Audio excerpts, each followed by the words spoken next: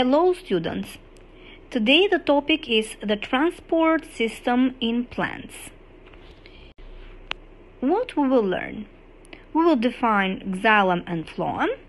We will describe the structure of two transport tissues in plants, xylem and phloem, and we'll compare the structure of phloem and xylem.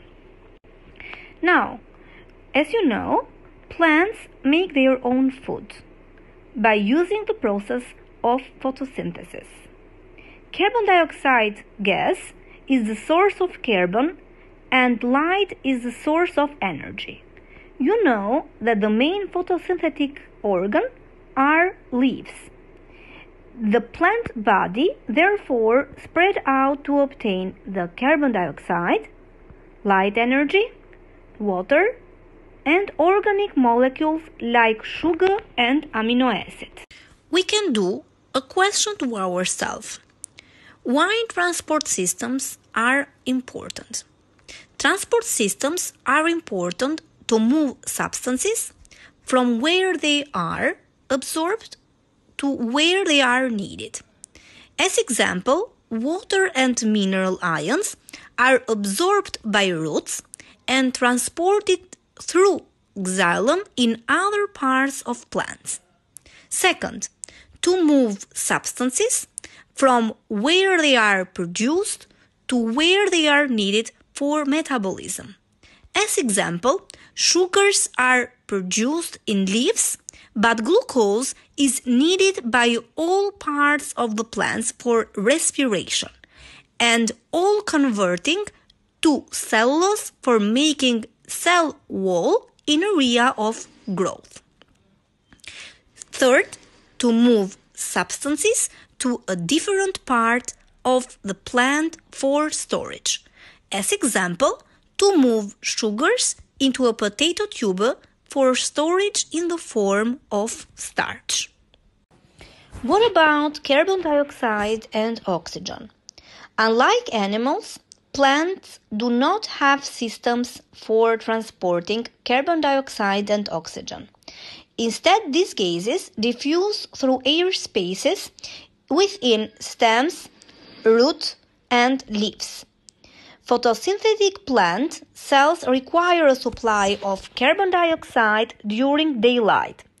All plant cells require a supply of oxygen for respiration, but cells which are actively photosynthesizing. Transport systems are needed for distribution of water, inorganic and organic nutrients, as well as other substances such as plant hormones. As we know, the design of a plant's transport system is quite different from that of a mammal. Plants have two transport systems, xylem and phloem, as you see in the picture. Xylem carries mainly water and inorganic ions from root to the parts above ground. The xylem sap contained in the xylem can move in only one direction from root to the rest of the plant, while phloem carries substances made by photosynthesis from the leaves to the other areas of the plant. Phloem sap can be moving in different directions, in different parts of the phloem. What is vascular tissue? Xylem and phloem both contain more than one type of cell, and together they make the vascular tissue. Vascular means having tubes for transporting fluids. Xylem contain tubes called vessels made from dead cells called xylem vessel elements. The walls of the cells are reinforced with a strong waterproof material known as lignin, while phloem contains tubes called sieve tubes, made from cells called sieve tube elements.